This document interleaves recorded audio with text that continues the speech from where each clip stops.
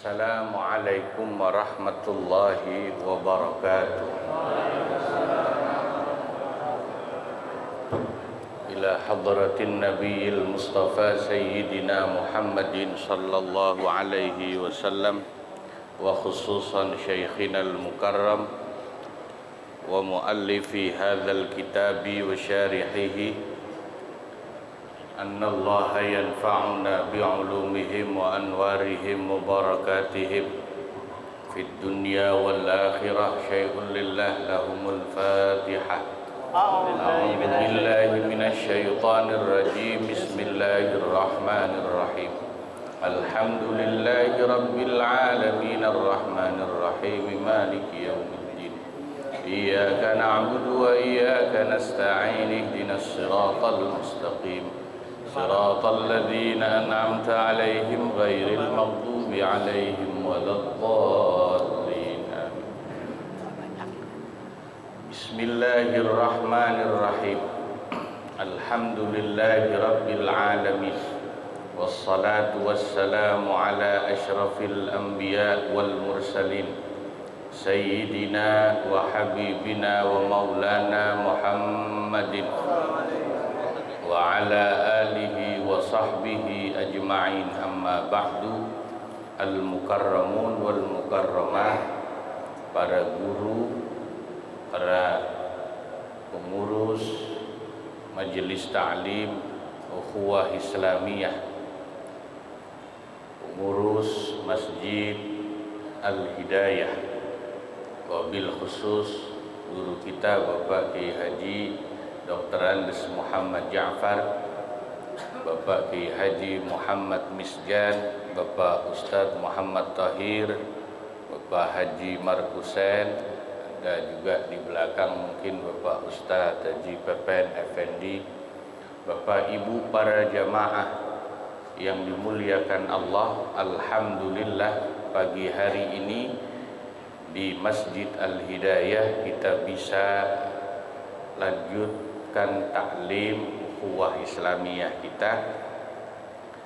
Semoga kita mendapat keberkahan yang berlimpah dari Allah Subhanahu wa ta'ala. Mari kita lanjutkan ngaji kitab Fathul Mu'in halaman 19 ya. Alinea ketiga. Bismillahirrahmanirrahim. Qala Syekhul Muallif rahimahullahu ta'ala wa adaman naf'a bihi wa bi barakati ulumihi wa bikum fid daraini amin ya rabbal alamin. Wala ma'at taqitin lin nikahi bi muddatin ma'lumatin aw majhulatin. Dan tidak sah juga hukumnya nikah dengan menyertakan takkid lin nikah. Takkid lin nikah artinya pembatasan waktu masa pernikahan, baik dengan waktu yang diketahui ataupun yang tidak diketahui. Ya. Diketahui bahasa Arabnya ma'lumah, tidak diketahui majhulah. Fayafsudu li sihhatin nahyi an nikahil mut'ati, maka menjadi fasid, rusak, tidak sah hukum nikahnya karena kesahihan hadis yang melarang nikah mut'ah, nikah kontrak, nikah mut'ah itu. Wa huwal muaqqatu, nikah mut'ah itu atau nikah kontrak itu adalah nikah yang dibatasi durasi waktunya, muaqqat. Itu hukumnya tidak sah, disebut nikah mut'ah atau nikah kontrak atau kawin kontrak. Ya, kalau kerja kontrak sih sah aja. Kalau kawin kontrak nggak sah ya. Kalau ngontrak sah ya. Walau bi alfi sanatin, meskipun kontrak nikahnya itu 1000 tahun misalnya, mut'ahnya 1000 tahun, saya nikahi istri saya selama 1000 tahun, itu tetap tidak sah. Meskipun secara logika orang hampir nggak mungkin umurnya sampai 1000, tetap nggak sah. Sebab di situ disebut adanya pembatasan waktu. Walaisa minhu ma law qala, tapi tidak termasuk dalam hukum nikah mut'ah apabila seorang suami mengatakan dalam sigat ijab qabulnya, zawwajtuka muddata hayatika au hayatiha. Wali atau suami mengatakan, aku nikahkan engkau selama hidupmu atau selama hidupnya anakku, li'annahu muqtadal aqdi, karena masa hidup itulah tempo berlakunya akad nikah. Bal yabqa atharuhu ba'dal mauti, akan tetapi akibatnya tetap ada sesudah mati sekalipun, konsekuensi dari akad nikah itu. Artinya kalau sigat ijab qabulnya mengatakan zawwajtuka muddata hayatika au hayatiha, aku nikahkan kau dengan putriku selama hidupmu, itu sah, tidak termasuk nikah mut'ah. Ya. Nah, sebelum kita lanjut halaman 20, pembahasan tentang kaitan-kaitan hukum kalau terjadi nikah mut'ah atau nikah kontrak itu bagaimana, ya saya ingin menjelaskan sejarah singkat nikah mut'ah itu kenapa ada. Semua mazhab ahlus sunnah wal jamaah, baik mazhab Hanafi, Maliki, Syafi'i, Hambali, mengharamkan nikah mut'ah atau nikah kontrak itu. Satu-satunya yang menghalalkan hanya golongan Syiah. Golongan Syiah. Maka menurut ijma' kesepakatan para ulama, nikah mut'ah dihukumi haram ya, karena meskipun awalnya di zaman Rasulullah sallallahu alaihi wasallam pernah diperbolehkan oleh Nabi, kemudian Nabi mengharamkannya. Kebolehan itu kemudian Nabi cabut. Itu dalam istilah fikih disebut mansuh, dihapus. Hukumnya dihapus, kebolehannya dihapus, dinasah atau mansuh. Ya.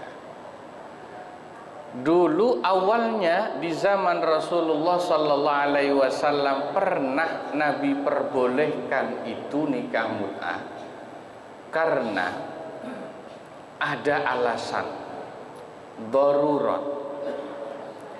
Di saat awal-awal Islam itu orang kalau pergi perang ninggalin istrinya lama.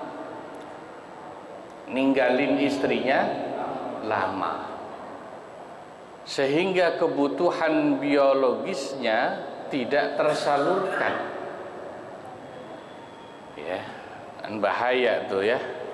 Yang kedua, karena saat itu orang Islam secara ekonomi fondasinya belum kuat.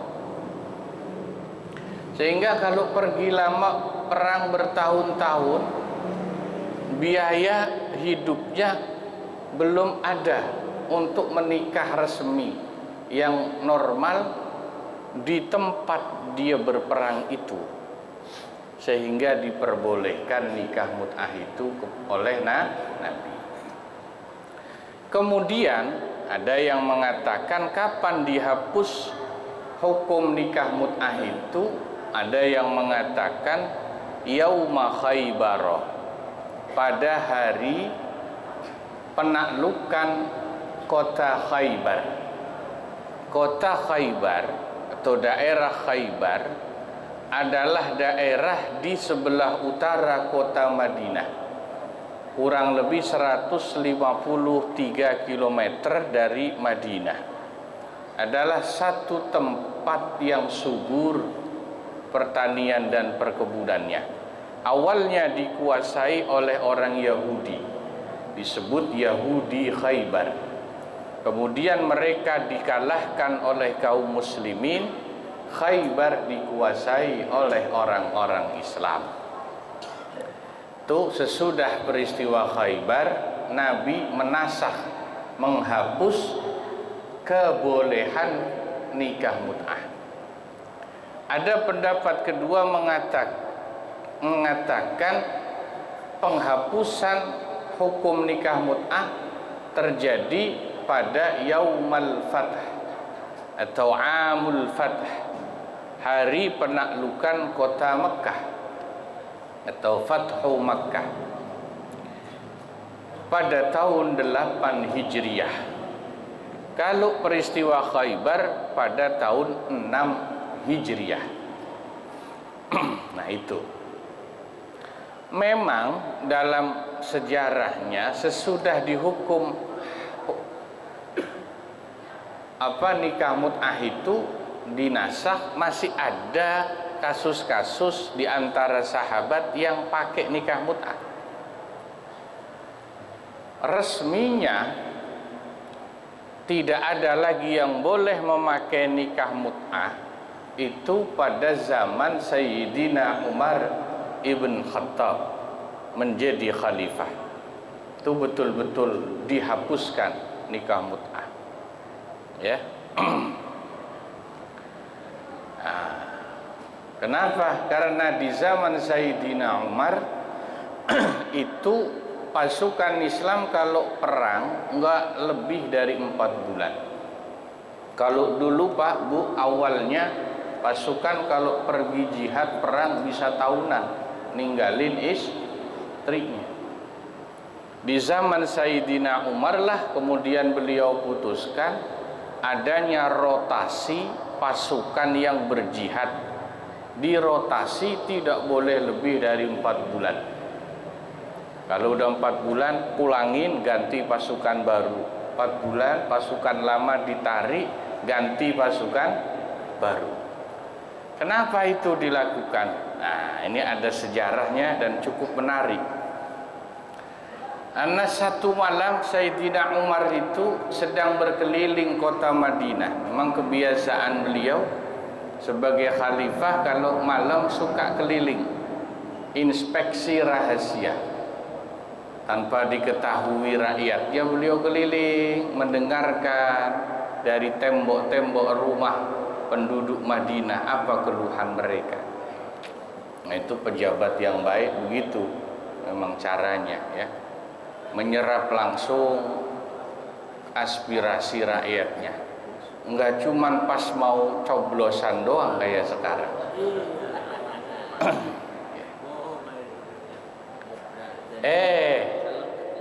Satu ketika tanpa beliau sengaja, beliau dengar dari dalam rumah seorang penduduk Madinah, ada wanita Madinah sedang melantunkan syair kerinduan kepada suaminya yang udah lama nggak pulang karena pergi perang.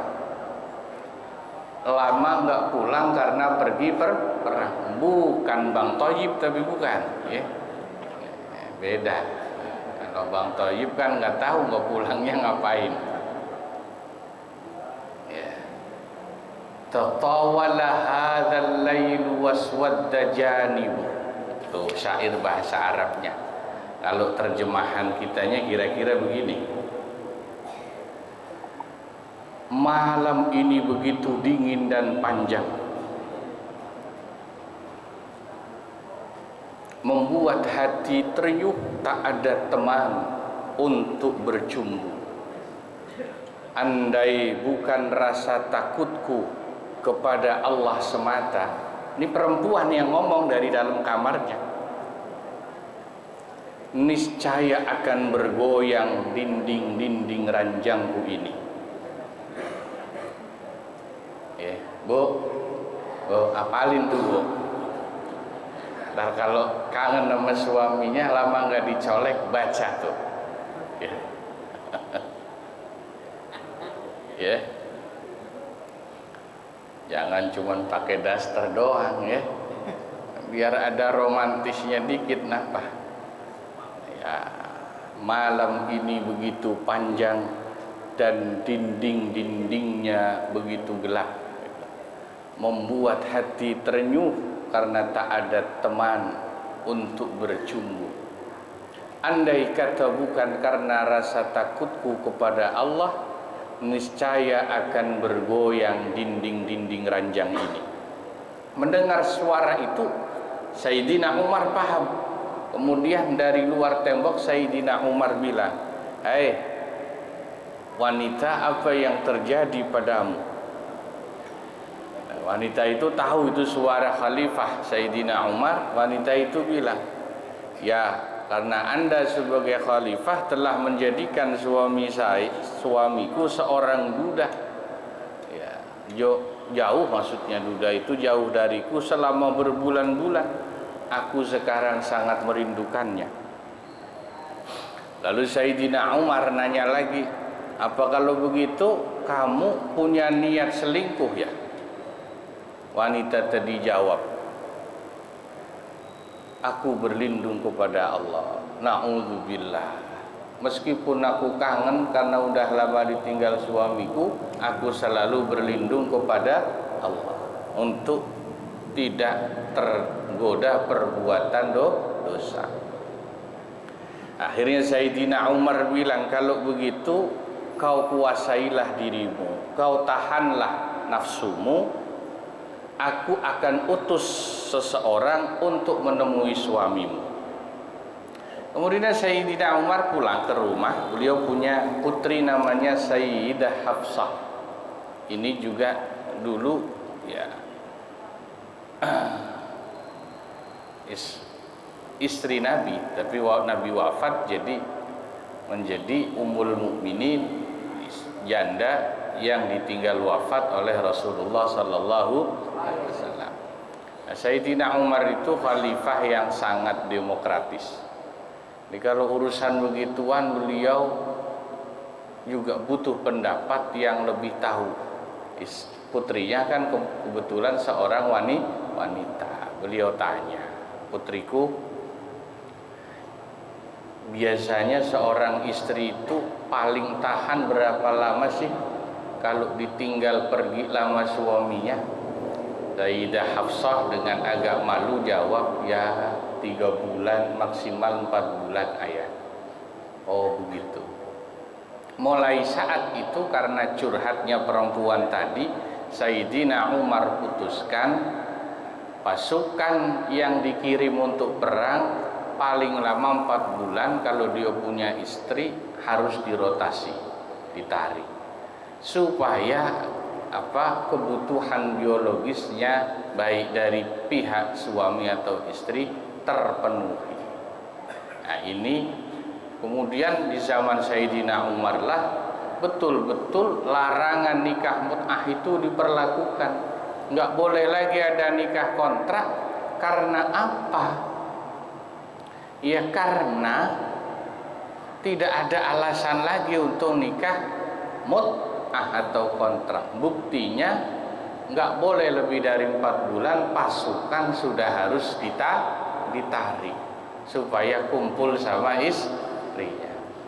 Jadi sebelum manajemen modern orang bekerja kayak sekarang ini mengerti rotasi pekerja yang jauh dari rumah, ninggalin istri berlayar sekian bulan, dinas luar kota sekian bulan, Islam di zaman Sayyidina Umar sudah pakai duluan ini rotasinya itu, karena beliau faham kebutuhan suami istri.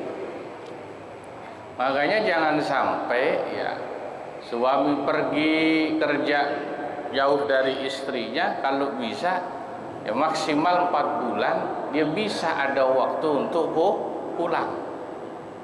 Nah, karena hakikatnya kebutuhan biologis itu paling lama 4 bulan seorang wanita itu mampu menahannya. Lebih dari itu resikonya akan bisa terjadi perbuatan yang diharamkan oleh agama. Itu sejarah singkat nikah mut'ah. Wa yalzamuhu fi nikahil mut'ati. Kita lanjut. Al-mahru wan nasabu wal iddatu. Meskipun nikah mut'ah itu diharamkan, tapi ulama berpendapat kalau kadung terjadi nikah mut'ah, terlanjur maksudnya terjadi nikah kontrak, meskipun hukumnya haram, dan karena itu otomatis nikahnya tidak sah, fasad, nikahnya batal. Kalau si istri itu sudah digauli oleh suami, sudah terlanjur digauli melalui akad nikah kontrak itu, maka menjadi wajib bagi suami memberikan mahar atau mas kawin, meskipun nikahnya batal demi hukum, maharnya wajib diberi ya. Nanti ulama cuman beda pendapat doang, maharnya mahar misil apa mahar musama gitu ya, itu ada khilaf. Wan nasabu, dan juga kalau terlanjur punya anak dari nikah mut'ah itu, nasabnya diakui. Nah ini menarik nih, nikahnya tidak sah, haram, tapi kalau terlanjur punya anak, nasab anak itu nyambung ke bapaknya.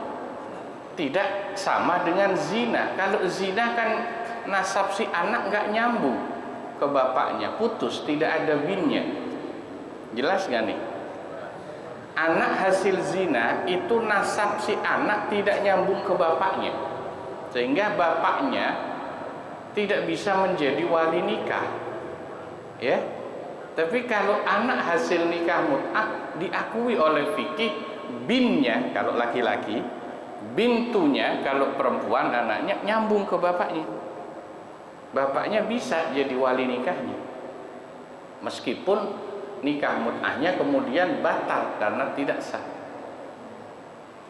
Wal iddatu, dan juga ada berlaku masa iddahnya dari nikah mut'ah itu, karena otomatis batal demi hukum. Tapi wanita yang pisah dengan suaminya karena dia nikah mut'ah tidak sah, tetap ada iddahnya seperti iddah wanita yang dicerai. Kalau zina kan nggak ada iddahnya ya. Nah, lalu pembahasan berikutnya, apakah kemudian nikah mut'ah itu kalau dilakukan pelakunya kena hukuman seperti pelaku zina? Bahasa fikihnya hukuman itu al-haddu, hukuman. Nah kita baca, wa yasqutul haddu in uqida biwaliyin wa syahidaini.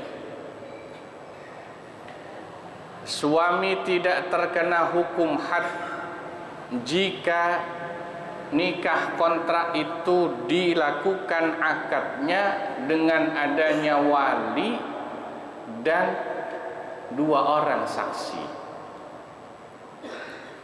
Kalau akad nikahnya seperti akad nikah normal, ada wali nikahnya, ada 2 saksi minimal, meskipun itu tidak sah hukumnya, tidak ada hukuman had pidana.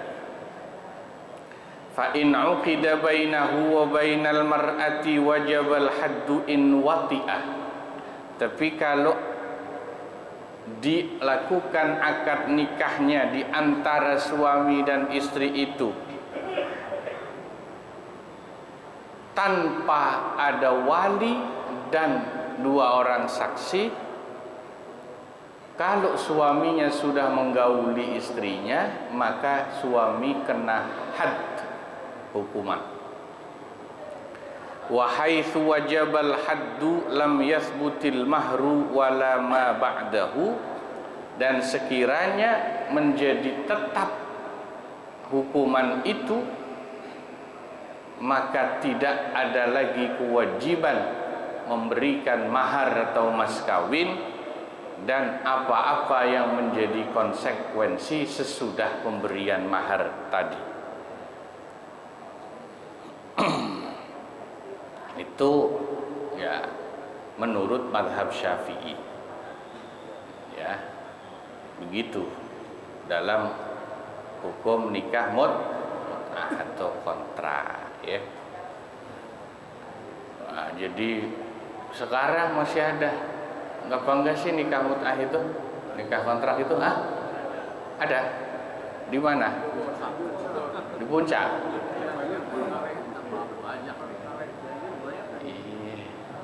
Nah, itu enggak sah. Tidak boleh, haram.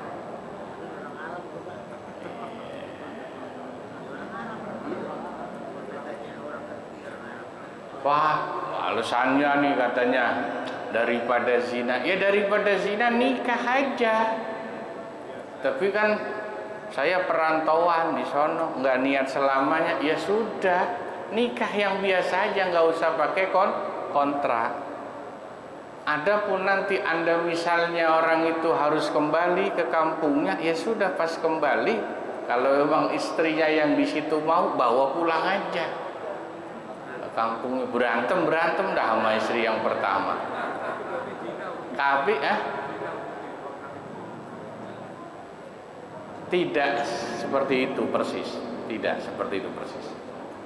Tidak seperti zina persis, karena di situ ada syibhul aqdi. Maka tadi dibaca di kitab Fathul Mu'in, tidak kena had zina, hukuman zina kalau ada wali dan saksi. Kalau zina kan sudah mutlak hukumannya. Tidak sah, tetap haram. Nah, dan buktinya anaknya diakui nasabnya kalau nikah mut'ah itu, ya, nyambung ke bapaknya. Kalau zina kan nggak bisa. Kenapa? Nah, ini namanya syubhul aqdi. Maaf, bukan syubhatul aqdi. Ada syubhah, kesamaran dalam akadnya. Ya sekilas kayak sah karena akad nikahnya normal, gitu kan? Ada qabiltunya, ya kan? Kayak akad nikah biasa, ada wali, ada saksi. Tapi dari satu sisi nggak sah, karena ada kontrak durasinya berapa lama, itu yang bikin nggak sah. Prosedur ijab qabulnya sah kayak normal biasa, tapi menjadi nggak sah, jadi setengah-setengah nih.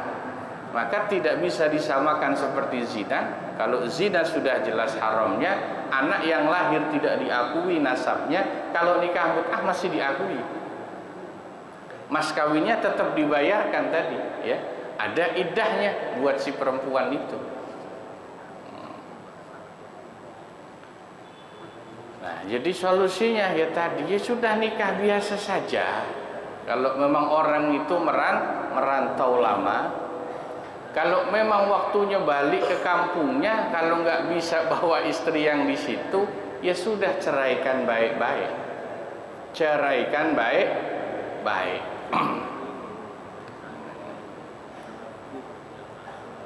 Ceraikan baik-baik. Itu kan secara hukum lebih halal. Sudah jaminannya lebih halal. Ya.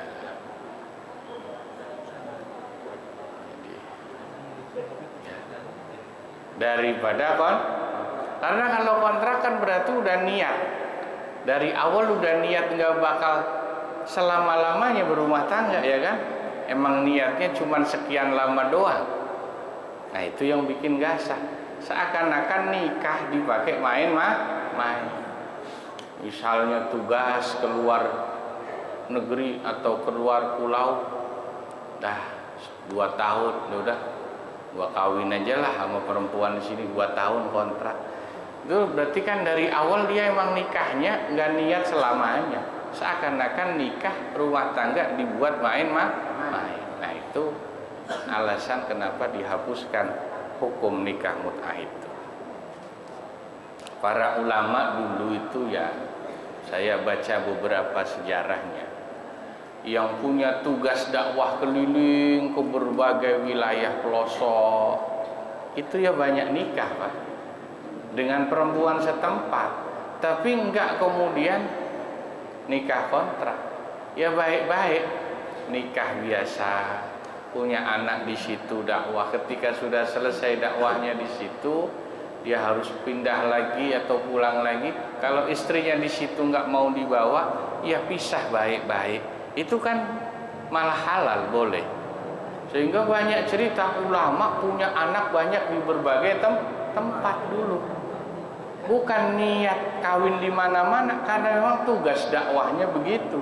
Tapi tidak pakai nikah mut'ah, nggak pakai.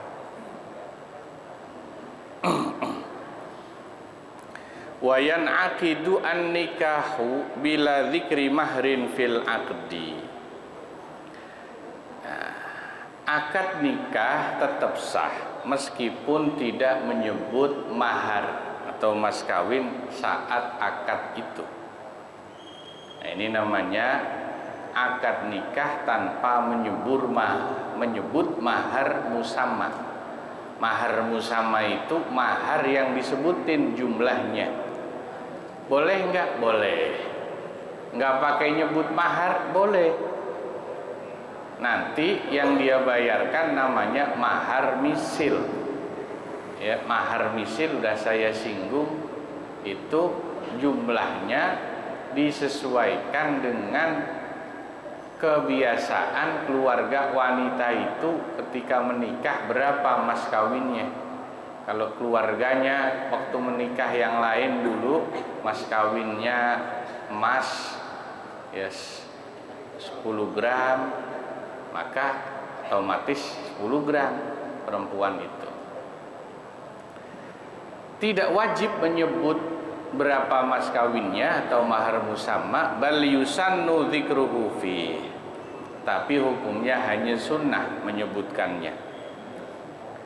Wa kuriha ikhla'uhu anhu, dan makruh hukumnya tidak menyebut mahar atau mas kawin atau mahar musamma itu. Ya, sunnah disebutkan, makruh kalau tidak disebutkan.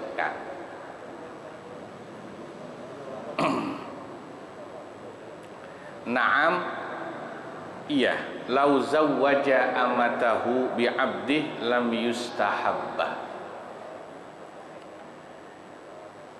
Yaitu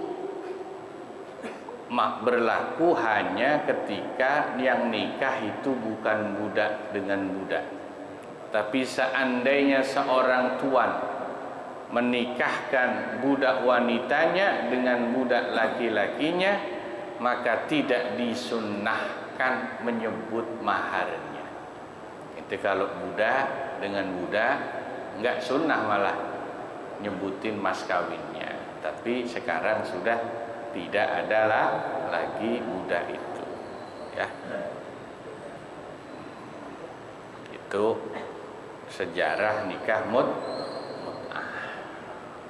Wa syurita fi zaujatil mankuhati khuluwun min nikahin wa iddatin wallahu a'lam bissawab wa ilaihil marji'u wal ma'ab. Nah, sampai sini ngaji Fathul Mu'in kita pagi ini, semoga manfaat.